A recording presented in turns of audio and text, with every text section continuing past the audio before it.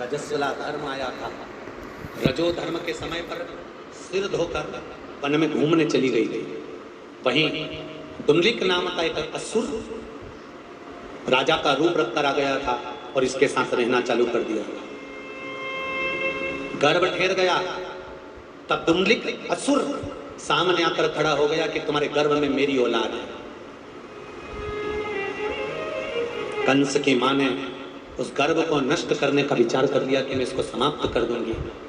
कंस की मां से दुंदलिक नाम के राक्षस ने कहा, तुम्हारे गर्भ में संतान है, इसको मत मारो, तुम्हें मारने की जरूरत नहीं पड़ेगी। इसी के बल पर भगवान कृष्ण का अवतार होगा। भले ये राक्षस होगा, पर इसके बल पर जब ये उपद्रव करेगा, कुछ गलत करेगा, तब तो भगवान प्रगटेंगे।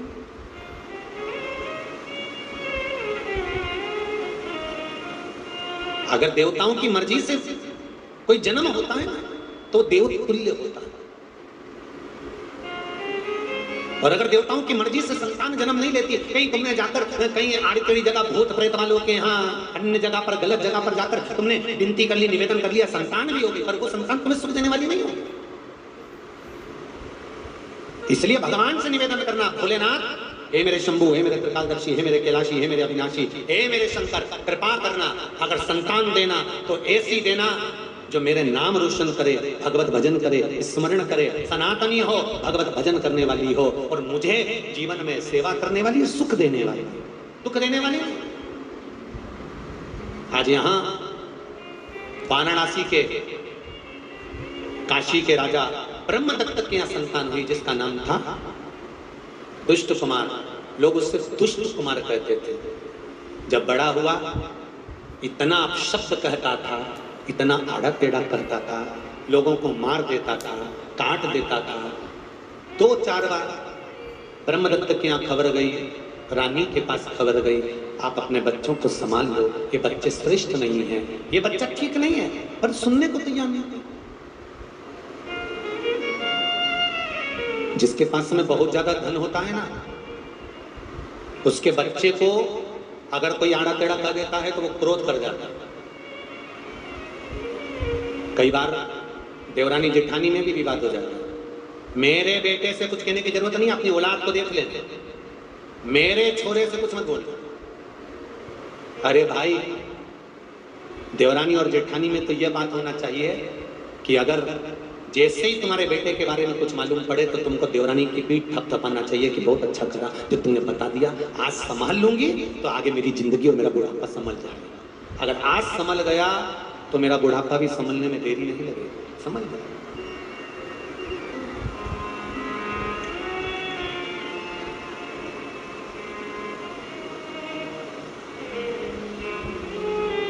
समझाओ।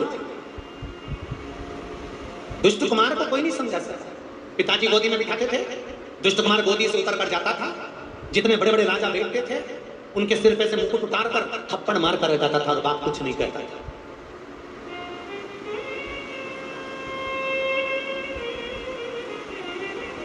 अंदर से रोते थे राजा, अंदर से गुजर आता था ब्रह्मदत्त को कि मेरी संतान ऐसी है। पत्नी को जाकर कहा कि इसको समझाओ। पत्नी ने भी समझाना चाहा, पर नहीं समझा। एक दिन सैनिकों के साथ कहता है कि मैं मृगा करने के लिए जाऊंगा, मैं वन करने के लिए जाऊंगा, और वन में पहुंच गया। वन में पहुंचा, चारों तरफ आंधी और तूफान चलने लगा, और दुष्ट कुमार कहते हैं कि मुझे तो ये नदी में नहाना है, तालाब में, नदी में अभी कभी नहाना है। सैनिकों ने कहा, युवराज कहां से नहा लोगे, हवा चल रही है, तूफान आ रहा है, नदी में बमंडर चल रहा है, तुम कह रहे हो नहाना, मुझे तो अभी नहाना है। सैनिकों ने मन में सोचा, इस दुष्ट को तो नदी में ठंडा कर ही देते हैं, पीछे ही छूटेगा इससे, लेगा इसको। नदी में जैसे ही नहाने के लिए गए, दुष्ट कुमार जैसे ही पानी में डूबने लगा, उसको पानी में छोड़ा, निकल कर वापिस आ गया, इसको बहा दिया पानी में। घर पर आकर सूचना दे दी कि दुष्ट कुमार स्नान कर रहे थे और पानी में गिर गए, हवा चल गई, पानी आ गया, तूफान आ गया।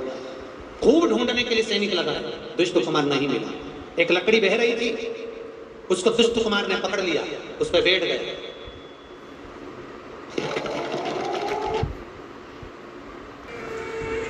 जो अच्छा व्यक्ति होता है ना, इसके जीवन में दुख बहुत सारे होते हैं, और जो दुष्ट व्यक्ति होता है ना, इसकी सब लाइन क्लियर होती है, सब। क्यों?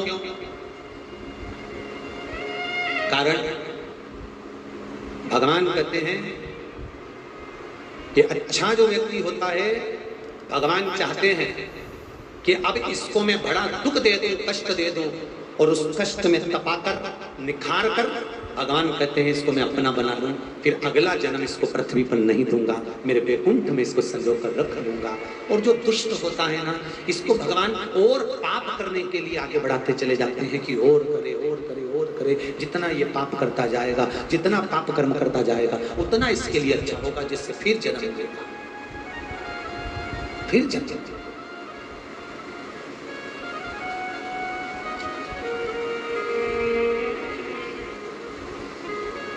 जो बहुत ज्यादा गाली बकते हैं, जिनको गाली बकने का बहुत शौक होता है, बहुत सारे होंगे ऐसे रायसेन में नमूने गाली बकने वाले।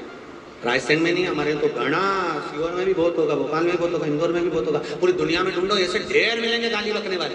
बात बात में गाली बकते हैं, जरा सी देर हुई नहीं तो गाली चालू, फिर कोई बात करे तो गाली चालू, मित्रों से बात करे बोलो तो गाली चालू, दोस्तों से बात कर रहा है गाली चालू, रिश्तेदारों से बात करे तो गाली चालू, कुटुंबियों से बात करे तो गाली चालू। इतनी गाली दे, इनको ये नहीं मालूम कि गाली बकने के बाद हर्ष क्या होगा। शिव महापुराण की कथा कहती है, गरुड़ पुराण को उठा कर देखिए, गरुड़ पुराण में संवाद मिलता है कि जब गाली देने वाला व्यक्ति जब मरता है, प्राण छूटते हैं, तो उसको बेर का पेड़ बना दिया जाता है। काय का पेड़ बनाया जाता है? बेर का वृक्ष, जिसमें कांटे होते हैं, और दुनिया के लोग उस पर पत्थर मारते हैं, उसको नोचते हैं, तोड़ते हैं, ऐसा वृक्ष बना दिया जाता है। और जिसके लिए इसमें गाली बकी होती है, जिसको अपशब्द बोला होता है, वो ही निकलता घर से झड़ा और झड़ा और झड़ा, पहले तुमने झड़ाया, अब ये झड़ा, ले झड़ा। तो मेरी जीजियों से निवेदन है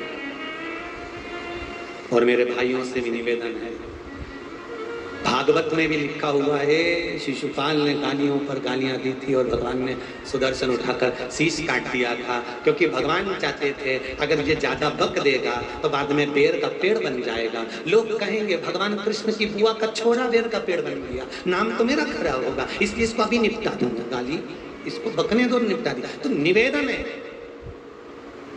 अगर कोई गाली बके ना तो उसको तुम बिल्कुल स्पष्ट अक्षर में कह दो तुझे बेर का पेड़ बनना है क्या?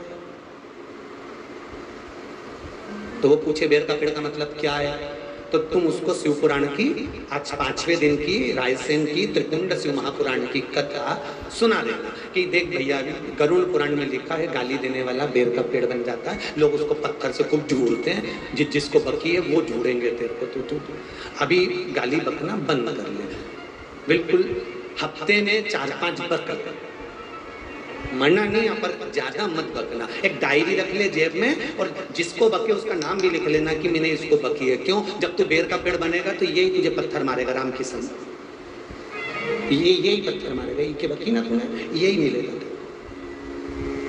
यही जुड़ेगा तेरे। तो तू अपशब्द ना कर, इसको लकड़ा मिल गया, लकड़ मिल गया, ब्रह्मदत्त के पुत्र को, दुष्ट कुमार को लकड़ी मिल गई, उस लकड़ी पे ये बैठ गए। पानी बहुत तेज गिर रहा था, एक सांप के बिल में भी पानी भरा गया, जिसमें रत्न भरा हुआ था, सोना भरा हुआ था। सांप ने सोचा बता पानी भरा गया, बाहर निकला पानी में भी गया, पानी में बहा, तो सांप ने सोचा क्या करूं, सामने से लकड़ी जा रही थी, उस पर चढ़ के बैठ गया, जिसपे दुष्ट कुमार बैठ गए। आगे चले, एक चूहे के बिल में पानी भरा गया, चूहा बाहर निकला, पानी में बहने लगा, लकड़ी पर चढ़कर बैठ गया।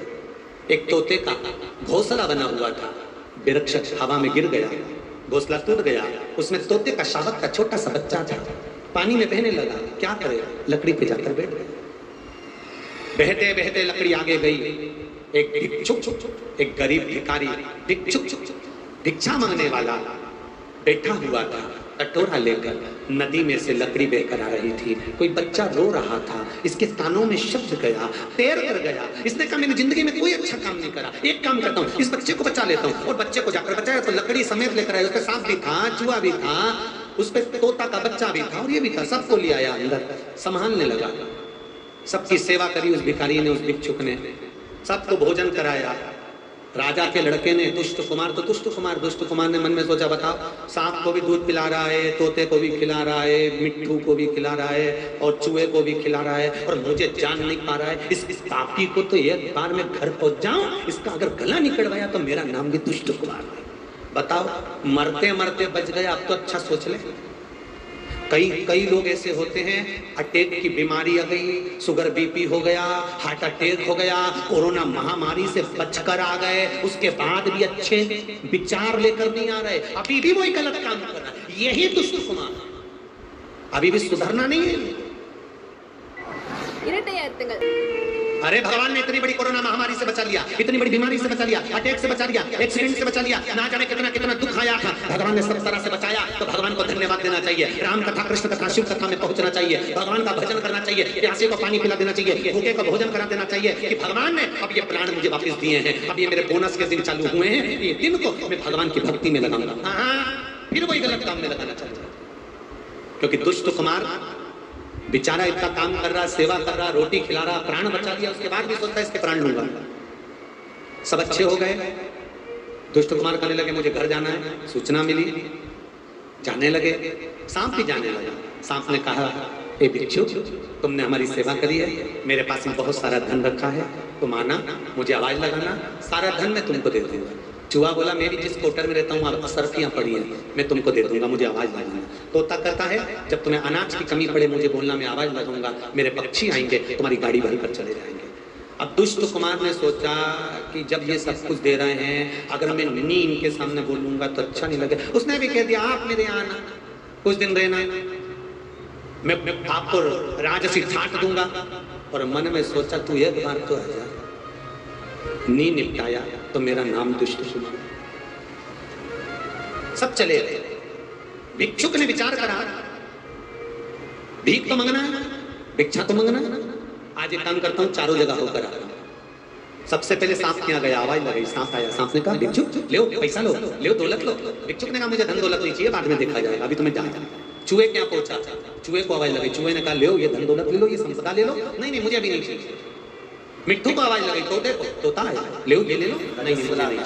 अब पहुंचा नगर में रजो धर्म के समय पर, और काशी के उस नगर में जब गया, में घूमने चली गई, पिता मर चुके थे, इस तुलिक नाम का मिल चुका था, ये राजा बन चुका था, राजा का रूप करा गया था, घूम रहा, इसके साथ रहना। इसने देखा कि वो भिक्षुक आ गया है, मुझसे कुछ मांगेगा गया, सैनिकों को बुलाकर तुमलिक असुर को ले जाओ, सामने आकर खड़ा हो गया, फिर बांध कर इसके मिठाई करो और ले जाकर बाहर इसका सिर काट। कंस की मां ने उस गर्व को नष्ट करने का विचार कर लिया कि मैं इसको समाप्त कर दूंगी। जब बाहर निकला, मां से तुर्मलिक नाम के राक्षस ने कहा, तुम्हारे गर्भ में संतान है, इसको मत मारो, भिक्षुक ने तुम्हें मारने की जरूरत नहीं पड़ेगी, इसी के बल पर तुम मुझे कृष्ण का अवतार होगा। भले ये राक्षस होगा, पर इसके बल मैंने तो तुम्हारे राजा के प्राण बचाए, कुछ गलत कर किस लिए मार रहे हो, भगवान प्रगटेंगे। सैनिकों ने कहा, यही तो सबसे बड़ी गलती कर दी।